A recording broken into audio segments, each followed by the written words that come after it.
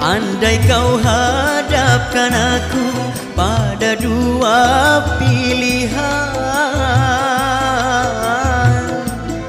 engkau cabut rasa cintaku ataukah kau cabut nyawaku, ku pilih nyawaku saja.